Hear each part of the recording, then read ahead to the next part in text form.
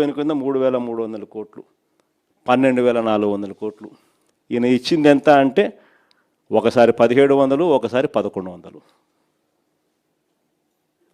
9,000 చిల్లర కోట్లు పెండింగ్. పిల్లోళ్ళు సంతోషంగా లేరు, ఫీజులు అందని పరిస్థితి, చదువులు మానేస్తూ ఉన్న పరిస్థితులు, వైద్యం అందని పరిస్థితి. అక్క చెల్లెమ్మలకు కనీసం ఈయన చెప్పిన హామీల కథ దేవుడు ఎరుగు, సూపర్ 6, సూపర్ 7 కథ దేవుడు ఎరుగు. ఇచ్చే 0 వడ్డీ పథకాన్ని సైతం రద్దు చేసేసినట్టు. పొదుపు సంఘాలకు బ్యాంకుల్లో రుణాలు ఇచ్చే రుణాలు మన హయాంలో చంద్రబాబు నాయుడు వదిలేసినప్పుడు 20,000 కోట్ల చిల్లర ఉన్న రుణాలను మన హయాంలో క్రమంగా పెంచుకుంటూ పోయి 49,000 కోట్లకు తీసుకుపోయినాం. అక్క చెల్లెమ్మలకు మనం చేయూతనిచ్చినాం, ఆసరా ఇచ్చినాం, 0 వడ్డీ ఇచ్చినాం. రకరకాల పద్ధతుల్లో చేయబట్టుకొని నడిపించుకుంటూ పోతే బ్యాంకులకు భరోసా కలిగి అక్క చెల్లెమ్మలు కూడా వేగంగా కట్టడం మొదలెట్టి ఏకంగా 20,000 నుంచి 49,000 కోట్లకు మన హయాంలో పెరుగుదల ఉంటే ఇప్పుడు 49,000 కోట్ల నుంచి ఈ రోజుకి 39,000 కోట్లకు పడిపోయింది చంద్రబాబు నాయుడు గారి హయాంలో. గవర్నమెంట్ స్కూళ్ళలో చదివే పిల్లల సంఖ్య ఏకంగా 6 లక్షల మంది పిల్లలు ఈ 2 ఏళ్లలో తగ్గిపోయినారు. డ్రాప్ అవుట్స్, ఇక్కడ నుంచి గవర్నమెంట్ నుంచి తప్పుకున్నారు, స్కూళ్ళు బాగలేవని. ఇవన్నీ కూడా చంద్రబాబు నాయుడు గారి హయాంలో. రైతులు హ్యాపీగా లేరు, మహిళలు హ్యాపీగా లేరు, చదువుకున్న పిల్లలు హ్యాపీగా లేరు, ఉద్యోగస్తులు హ్యాపీగా లేరు, రైతులు హ్యాపీగా లేరు, ఎవ్వరూ సంతోషంగా లేరు చంద్రబాబు నాయుడు గారి హయాంలో. ఇలాంటి పరిస్థితుల్లో లోకల్ బాడీ ఎలక్షన్స్ జరగబోతూ ఉన్నాయి. ఇక్కడ జాగ్రత్తగా చూసుకోండి. చంద్రబాబు నాయుడు గారు ఒక విలన్. లోకల్ బాడీ ఎలక్షన్ సరిగ్గా జరగనీడు, పోలీసులను పెడతాడు, దౌర్జన్యం చేస్తాడు, బెదిరిస్తాడు, ప్రలోభాలు పెడతాడు, ఎన్నికలలో దుర్మార్గంగా గెలిచే ప్రయత్నం చేస్తాడు. ఎస్, చేస్తాడు. కానీ అందరూ గుర్తుపెట్టుకోండి, ప్రజలు మనకు సపోర్ట్గా ఉన్నారనేది మాత్రం ఖచ్చితంగా గుర్తుపెట్టుకోండి. ఎన్నికలు ఖచ్చితంగా జరిగించండి. అన్ని రకాలుగా మీకు పార్టీ సపోర్ట్గా ఉంటుంది. వేనన్న సపోర్ట్గా ఉంటాడు, జగనన్న సపోర్ట్గా ఉంటాడు, వైఎస్ఆర్ కాంగ్రెస్ పార్టీ సపోర్ట్గా ఉంటాడు.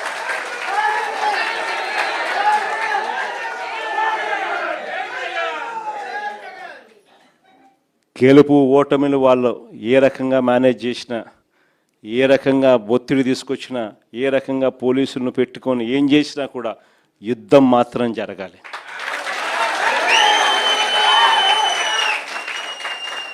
ఒకవేళ వీళ్ళను పోలీసులను దుర్వినియోగం చేసి ఆ చిన్న చిన్న స్థానాల్లో సైతం గెలిచడం కోసం కానీ వాళ్ళు దుర్మార్గాలు చేస్తే మాత్రం ఈ కసి రేపొద్దున జరగబోయే ఎన్నికల్లో చంద్రబాబు నాయుడు గారి పునాదులు కూడా కదిలే విధంగా కసి పెరుగుతుందని మాత్రం గుర్తుపెట్టుకుంది. కాబట్టి ఖచ్చితంగా గట్టిగా పోటీ ఎదుర్కొందాం. ఎన్ని ఇబ్బందులు పెట్టినా కూడా కళ్ళు మూసుకొని కళ్ళు తెరిచేసరికి ఇంకొక సంవత్సరంలో జగనన్న పాదయాత్ర స్టార్ట్ అవుతుంది, ఇంకొక సంవత్సరంలో ఎన్నికలు జరుగుతాయి అనేది మనల్ని నడిపించే విధంగా మనం ఎదురును ట్యూన్ చేసుకుందాం, గట్టిగా యుద్ధం చేద్దాం. చంద్రబాబు నాయుడు ప్రజలకు చేసింది ఏమీ లేదు. ప్రజలకు చేసింది చంద్రబాబు నాయుడు గారి పాలనలో ఈ వెన్నుపోటు పార్టీ ప్రజలకు చేసింది ఒకటి వెన్నుపోటు పొడవడం తప్ప ఇంక చేసింది ఏమీ లేదు. కాబట్టి ఖచ్చితంగా గెలుస్తాము. లాస్ట్ ఎలక్షన్స్లో మీరు తిరిగినారు, ప్రతి గ్రామంలోనూ కార్యకర్తలందరినీ కూడా మీరు గుర్తుపడతారు. ప్రతి గ్రామంలోనూ ఆ కార్యకర్తలకు అందరికీ తోడుగా ఉండే కార్యక్రమాలు దగ్గరుండి చేయమని చెప్పి కూడా నేనే వేనన్న కూడా చెప్పిన. వేనన్న మంచి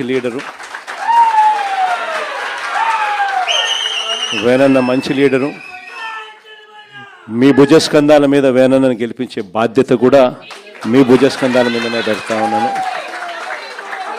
తోడుగా నిలవండి. ఇంతకుముందు చరిత్ర ఎప్పుడూ చూడని విధంగా బడ్జెట్ ప్రవేశపెట్టేటప్పుడే ఏ నెలలో ఏ పథకం వస్తుంది అని చెప్పి, బడ్జెట్ అప్పుడే ఆ నెలలో ఏ పథకం వస్తుంది అని చెప్పి క్రమం తప్పకుండా బటన్ నొక్కిన పరిపాలన ఎక్కడైనా సాగింది అని అంటే అది వైఎస్ఆర్సీపీ ప్రభుత్వంలో మాత్రమే జరిగింది. నిజంగా ఇది ఒక చరిత్ర. ఎందుకంటే రాష్ట్రంలో ఇంతకు ముందు ఎప్పుడు కూడా అలాంటి బటన్ నొక్కిన పరిపాలన ఇంతవరకు చరిత్ర ఎప్పుడు చూడలేదు. ఏకంగా 2,73,000 కోట్ల రూపాయలు డీబీటీ అంటే నేరుగా బటన్ నొక్కడం, నేరుగా నా అక్క చెల్లెమ్మల కుటుంబాల ఇళ్లల్లోకి వాళ్ళ ఖాతాల్లోకి నేరుగా వెళ్ళిపోయే పరిస్థితి చరిత్ర ఎప్పుడు చూడాల. ఎక్కడ లంచాలు లేకుండా, ఎక్కడ వివక్ష లేకుండా నేరుగా ఇంటి దగ్గరికే పాలన వచ్చి ఇచ్చిన చరిత్ర ఎప్పుడు చూడాల.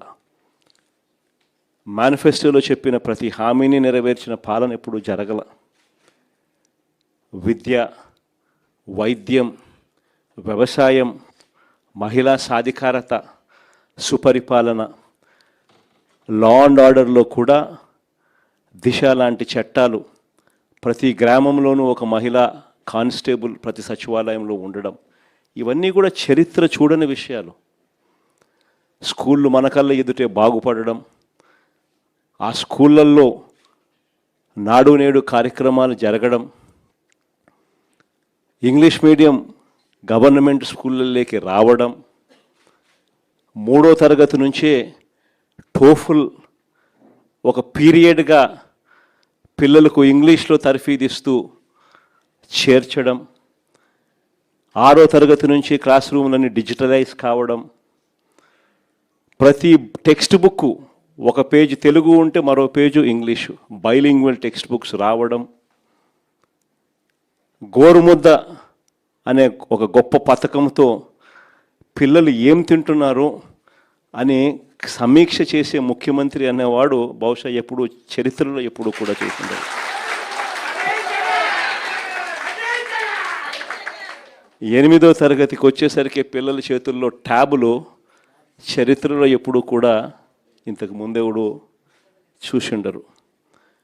ఆ రకంగా విద్యారంగాన్ని విప్లవాత్మక దిశగా మార్పులు వేస్తూ ఇంగ్లీష్ మీడియం సిబిఎస్ఈయే కాదు, ఏకంగా ఐబీ సిలబస్, ఐబీ వాళ్ళని తీసుకొని వచ్చి మన రాష్ట్ర ప్రభుత్వంతో పనిచేయిస్తూ ప్రతి సంవత్సరం ఒక క్లాస్ యాడ్ చేసేట్టుగా 2025 మొదటి class, 2026 second class, 2027 third class, ఇలా పెంచుకుంటూ 2035 ఐబీ సిలబస్ ఏకంగా మన రాష్ట్ర పిల్లలు 10th క్లాస్ ఎగ్జామ్ 2035లో రాసేట్టుగా అడుగులు పడ్డ పరిస్థితి కూడా ఇంతకు ముందు ఎప్పుడైనా జరిగింది అని అంటే అదొక వైఎస్ఆర్సీపీ ప్రభుత్వ హయాంలో. ఇవన్నీ ఎప్పుడు చరిత్రలో ఎప్పుడు చూడని మార్పులు. విద్యారంగం అయితేనేమి, వైద్య రంగం అయితేనేమి, ఆరోగ్యశ్రీ ప్రొసీజర్లను మనం రాకమునుపు 1000 ప్రొసీజర్లు కూడా సరిగ్గా లేవు. మనం వచ్చిన తర్వాత ఆరోగ్యశ్రీ పరిధిని 3,300 ప్రొసీజర్లకు తీసుకొని పోయినాం. మనం వచ్చిన తర్వాత ఆరోగ్యశ్రీ ఆరోగ్య